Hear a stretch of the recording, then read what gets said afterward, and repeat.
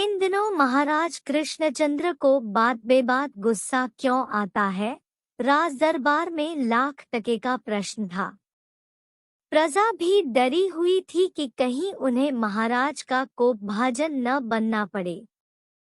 महाराज के गुस्से आगे सबकी बोलती बंद हो गई थी। उन दिनों किसी कारण सुबह सुबह दरबार लग रहा था। महाराज और दरबारी सुबह का नाश्ता दरबार में ही कर रहे थे।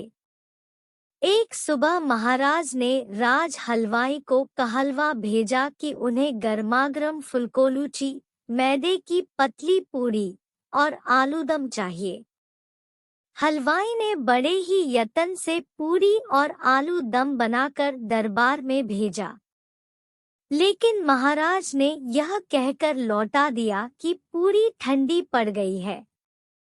अब तो हलवाई इतना डरा कि काटो तो खून नहीं। दोबारा तिबारा भेजा, लेकिन वही शिकायत। अब हलवाई ने महाराज को प्रसन्न करने की योजना निकाली। उसे स्मरण हो आया कि महाराज तो मिष्ठान्न पसंद करते हैं, क्यों न उन्हें मिष्ठान्न बनाकर भेजी जाए, क्योंकि मिष्ठान्न तो गरम खाने का नियम ही नहीं है। उसने दरबार में अनुमति पाने के लिए संदेश भेजा, लेकिन महाराज को पसंद होने पर भी वे मिष्ठान्न नहीं खा सकते थे। उन दिनों वे मधुमेह की बीमारी से ग्रस्त थे। राज चिकित्सक ने मीठा खाने से मना कर दिया था। क्या मजाक बना रखा है, हलवाई ने। वह राजाज्ञा का उल्लंघन कर रहा है। वह अपना नियम हम पर लादना चाहता है। महाराज ने तुरंत उसे सूली पर चढ़ाने का आदेश दे दिया। अब तो राजहलवाई के जान के ही लाले पड़ गए। उसने राजा से विनती की कि उसे क्षमा कर दिया जाए। बहुत गिड़गिड़ाने पर राजा ने उसकी मृत्यु की सजा को बदलकर देश निकाले की सजा दे दी। उसे 3 रात का समय दिया गया। 3 रात के अंदर ही परिवार सहित उसे राज्य छोड़कर जाना होगा। फिर ऐसा हुआ कि हलवाई की पत्नी ने राजा के पास प्रार्थना भेजी कि देश त्यागने से पहले उसे महाराज से मिलने का एक अवसर दिया जाए। 2 रातें बीत गईं। तीसरे दिन हलवाई की पत्नी ने जाकर महाराज के चरण छुए। किस कारण मुझसे मिलने आई हो? राजा ने क्रोध में पूछा। महाराज, आज्ञा हो तो एक बात कहूं, हलवाई की पत्नी ने गिड़गिड़ाते हुए विनती की। उन्होंने आज्ञा दे दी। महाराज, मैं इस प्रकार पूरी और आलूदम बना सकती हूँ कि आधा घंटा बाद खाने पर भी वह गर्म ही रहेगा। साथ ही यह सावधानी बरतने की बात है कि उसे जरा संभल कर खाया जाए, क्योंकि अधिक गर्म मुंह में डालने पर जीभ जलने का डर है। हलवाई ने आत्मविश्वास से भर कर कहा। महाराज कृष्णचंद्र को कुछ आश्चर्य हुआ। उन्होंने दरबार के विशेष सदस्य गोपाल की ओर मुड़कर देखा। गोपाल ने कुछ न कहकर केवल सिर हिला दिया। इसका अर्थ यह था कि हलवाई को एक अवसर देकर देखना चाहिए कि वह कौन सा गुल खिलाती है। महाराज ने आज्ञा दे दी। शर्त यह लगा दी कि जैसे ही दरबार से सूचना जाए वैसे ही तुरंत उनके लिए नाश्ता बनाकर भेजा जाए। जो आज्ञा महाराज, आशा है कि मैं आपको अवश्य संतुष्ट कर पाऊंगी। यह कहकर वह फिर एक बार महाराज के चरण छूकर सीधे रसोई की ओर चली गई। गोपाल ने केवल मुस्कुराकर मंत्री की ओर देखा। सबसे पहले मैं चखकर देखूंगा कि वह खाद्य सामग्री महाराज के खाने योग्य है भी या नहीं, मंत्री जी ने गोपाल की चुप्पी को आड़े हाथों लेते हुए कहा। इस बार भी गोपाल चुप ही रहे। गोपाल की चुप्पी को मंत्री अपनी हेठी समझने लगा। वह मिर्च मसाले सा जलकर दांत किटकिटाता रहा और गोपाल मुस्कुराता रहा।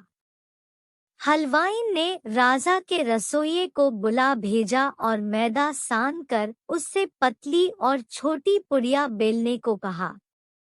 हलवाई तो इतना डरा हुआ था कि उसके हाथ पैर सुन्न पड़ने की परिस्थिति आ गई। अब हलवाई ने आलूदम कुछ सूखा हुआ सा बनाया, फिर उसने उन्हीं बेली गई कच्ची पुड़ियों में आलू दम के पूर भर भर कर बड़े बड़े पान के बीड़े जैसी बड़िया बनाने लगी। वे बड़िया समबाहु त्रिभुज सी तिकोनी मोटी मोटी दिख रही थी। रसोइया भी कम डरा हुआ न था। वह भी कांपने लगा था यह सोचकर कि न जाने आगे क्या हो। हलवाई को तो हलवाइन का साहस देखकर चक्कर आने लगे थे। अब रसोइया और हलवाई जितना डरे हलवाइन उतना ही उनका मजाक बनाए। उसे पूरा विश्वास था कि वह अवश्य सफल होगी। राजा जी की आज्ञा आते ही हलवाइन ने पहले समबाहु त्रिभुज की आकृति वाले पान के बीड़े नुमा आलू दम भरे हुए पुड़ियों को खौलते घी में डाल दिया। छनन छन छनन छन पूरी की बड़ी बड़ी तिकोनी बड़िया अपनी नाच दिखाने लगी। वे जितनी बड़ी बनी थी उससे भी बड़ी मोटी मोटी बन गई। यह देख हलवाई और रसोइया दोनों के चेहरों पर प्रसन्नता की रेखाएं खींच गई। हलवाई ने वैसी ही 10 बीड़ेनुमा पुड़िया बना डाली। अब महाराज के सामने उन्हें परोसना था। हलवाई और रसोइये ने पहले ही इनकार कर दिया कि वे इस कार्य में सहयोग नहीं कर सकते। एक बड़ी सी थाली में उन्हें सजाकर हलवाइन स्वयं ही दरबार में ले गई। महाराज ने जब उन्हें देखा तो उनकी आंखें फटी की फटी रह गई। इनका नाम क्या है? खाने से पहले इनके नाम भी तो जान लूं, महाराज ने मुस्कुराकर पूछा। इनके नाम संभुजा है। इसे धीरे धीरे मजे से चबा चबा कर पूरा स्वाद लेते हुए खाए। कदापि एक ही बार में मुंह में न डाले, नहीं तो जीभ जल जाएगी, हलवाई ने पूरे आत्मविश्वास से भरकर कहा। नियमानुसार पहले मंत्री जी को चखना था। उन्होंने हलवाइन की बातों को नहीं माना और पूरा का पूरा संभुजा एक बारगी मुंह में ठूंस लिया। अरे यह क्या! मंत्री जी का मुंह तो खुला का खुला रह गया। गरम इतना कि मुंह के सामने हाथ ले जाकर पंखा करने लगे। महाराज तो मंत्री की हालत देखकर ठठाकर हंस पड़े। फिर उन्होंने बड़ी सावधानी से एक संभुजा को तोड़कर उसका छोटा सा टुकड़ा मुंह में डाला। अब तो दृश्य यह था कि महाराज इधर-उधर बिना देखे एक के बाद एक का स्वाद लेने लगे। मंत्री ने किसी तरह पूरा बीड़ा निगलकर ठंडा पानी मंगवा लिया। ऐसे समय पर हलवाइन उन्हें कुछ कहती कि गोपाल ने इशारे से मना कर दिया। उसने अब कुछ पूछने का साहस नहीं किया। दरबारियों की आंखें एक बार महाराज की ओर घूम जाती तो दूसरी बार साहसी हलवाइन की ओर। महाराज ने खा खा कर कुछ भी न कहा। उन्होंने केवल यह किया कि अपने गले से मोतियों की 3-3 लड़ियां निकाली और हलवाइन के गले में डाल दी। तब तक राज रसोई तक सूचना पहुंच गई कि महाराज बहुत प्रसन्न है। हलवाइन और 50 संभुजा छान कर ले आई। संभुजा खाने का जो दौर चला तो गोपाल जीभ लपेट कर मुंह बना बना कर संभुजा खाने लगा। उधर मंत्री जी का लाल पीला चेहरा देखने लायक था। वे केवल सबको आंखें फाड़ फाड़ कर देखने लगे। इस पर इधर मंत्री जी की जग हंसाई खूब होने लगी तो उधर हलवाइन की बड़ाई के पुल बांधे जाने लगे। महाराज ने उसे राज रसोई में मुख्य रसोइये की नौकरी दे दी, साथ ही दंड भी वापस ले लिया। महाराज कोई 6 माह तक लगातार इस संभुजा का आनंद लेते रहे। इन दिनों शाम होते ही महाराज के होठों पर हंसी खेलने लगती थी। दरबार में शांति विराजने लगी। जनता ने चैन की सांस ली। गोपाल भांड बहुत ही बुद्धिमान और मेहनती आदमी था। उसकी बुद्धि और व्यवहार कुशलता के बहुत चर्चे थे। लोगों की हर समस्या का हल वह चुटकियों में करता था। इसलिए उसके पास लोग अपनी अपनी मुश्किलें लेकर आते ही रहते थे। किस्मत की बात है, उसके पड़ोस में एक निहायत कमक्ल दंपति रहता था। उस पर तुर्रा यह कि पति और पत्नी दोनों ही दिन में सपने देखने के शौकीन थे। अपने वर्तमान को बेहतर बनाने की अपेक्षा दोनों अपना अधिकतर समय भविष्य के सुनहरे सपने देखने में बिताते थे। एक दिन वह आदमी अपनी पत्नी से बोला कि वह एक गाय खरीदना चाहता है, जिससे कि उनके घर में दूध की नदियां बहें। फिर क्या था? दोनों ने एक अदद गाय खरीदने की योजना बना डाली और देखते ही देखते उसके सपनों में खो गए। बात करते करते उन्हें ख्याल आया कि अगर वे कुछ ज्यादा पैसा बचना शुरू कर दे तो जल्दी वे एक गाय के मालिक होंगे। पर सच तो यह था कि उनकी जमा पूंजी इतनी कम थी कि निकट भविष्य में गाय खरीदना तो दूर, गाय का नाम तक नहीं ले सकते थे। पर सपने देखने के पैसे तो लगते नहीं। इसलिए पति पत्नी का गाय संवाद चलता ही रहा। वे एक सुंदर व दुधारू गाय खरीदेंगे, भले ही कुछ महंगी क्यों न हो। उन्हें लगता था कि पैसे की ज्यादा परवाह करने की कोई जरूरत नहीं। उन्होंने सोच लिया कि गाय काले रंग की होगी और उसका नाम होगा कमली। आदमी ने सोच लिया कि वह जल्द से जल्द कमली के लिए एक तबेला बनवाएगा। उसकी पत्नी भला क्यों पीछे रहती। उसने सोच लिया कि वह जल्दी ही दूध दुहने और संभालने के लिए कुछ मटके खरीदेगी। आखिर उसे भी तो कमली से बहुत प्यार होगा। यही सोचते हुए अगले दिन वह बाजार पहुंच गई और कुछ अच्छे मटकों की खोज में जुट गई।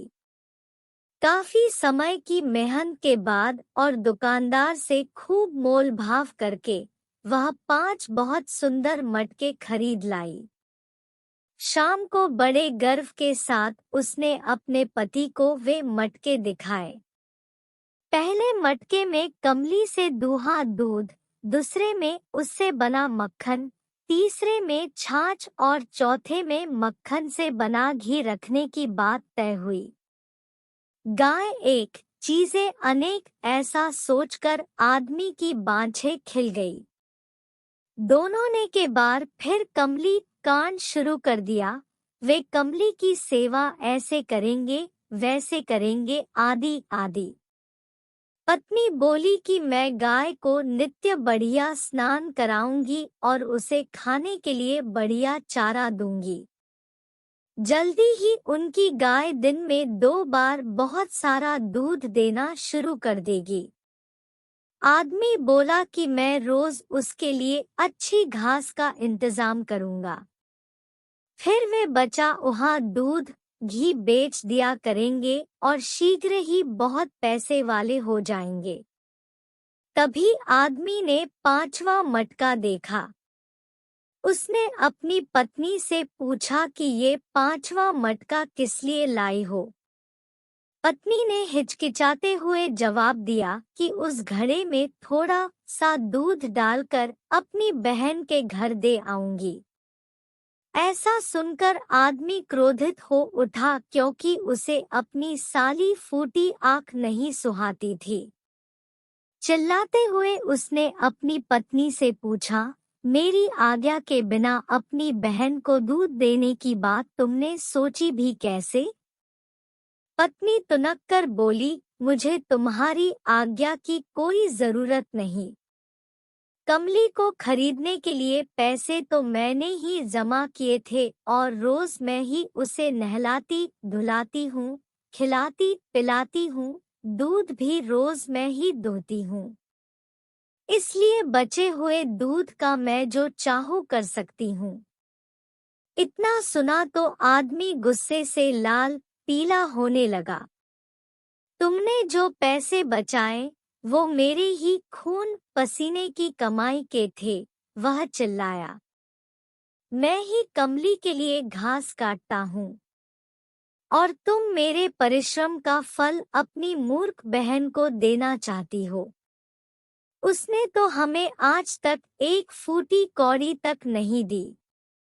इस तरह दोनों की लड़ाई चलती रही और दोनों ही अपनी अपनी बात पर खड़े रहे। आखिर में वह आदमी आपे से बाहर हो गया और उसने एक एक करके सब घड़े फोड़ डाले। अब कहो, अपनी बहन के घर दूध कैसे लेकर जाओगी? उसने पत्नी से पूछा। गोपाल बहुत देर से यह सब सुन रहा था पर आखिर उससे चुप नहीं रहा गया।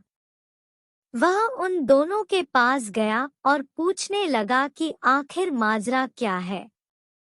आदमी एकदम से बोल पड़ा, यह औरत हमारी कमली का बचा हुआ सारा दूध अपनी बहन को दे देना चाहती है। कमली? गोपाल ने पूछा। तुम किसकी बात कर रहे हो? ओ, तुम्हें नहीं पता, कमली हमारी गाय का नाम है, आदमी बोला। गोपाल बहुत हैरान हुआ। उसने तो कभी उनके घर कोई गाय नहीं देखी थी। उसने फिर पूछा, तुम्हारी गाय? कहाँ है तुम्हारी गाय? आदमी को फिर भी अपनी मूर्खता का एहसास नहीं हुआ। वही गाय जिसे हम खरीदने वाले हैं। जैसे ही हमारे पास ठीक ठीक पैसे जमा हो जाएंगे, हमारे पास एक स्वस्थ सुंदर गाय होगी जो हमें खूब दूध देगी। पर मेरी पत्नी सब बचा हुआ दूध अपनी बहन को देना चाहती है और मैं उसे बेचना चाहता हूँ, वह बोला। पत्नी ने उसे टोका, मैंने सारे दूध के लिए नहीं, थोड़े से के लिए कहा था। आखिर हमारे पास इतना सारा दूध है। गोपाल ने उसे याद दिलाया कि फिलहाल तो उनके पास दूध है ही नहीं और न ही होगा जब तक कि वे गाय खरीद न ले। इस बार पति पत्नी एक साथ बोले, तुम देखते जाओ, हमने पैसे बचाने शुरू कर दिए हैं। कमली हमारे घर बस आई ही समझो। जब गोपाल ने उनसे पूछा कि उन्होंने कितने पैसे जमा किए हैं, तो उसे पता चला कि उन्हें पैसे जोड़ते बस एक ही दिन हुआ है। गोपाल तो समझदार था ही, फट से जान गया कि उसके पड़ोसी फिर दिन में सपने देख रहे हैं। गोपाल ने उनकी इस बीमारी का एक झटके में इलाज करने का फैसला कर लिया। वह एकदम से चिल्लाया, अब मुझे पता चल गया है कि मेरी सब्जियों का बगीचा कौन खराब कर रहा है। इतना कहकर उसने एक डंडा उस आदमी के सिर पर रसीद कर दिया। आदमी को इस आकस्मिक प्रहार की अपेक्षा नहीं थी।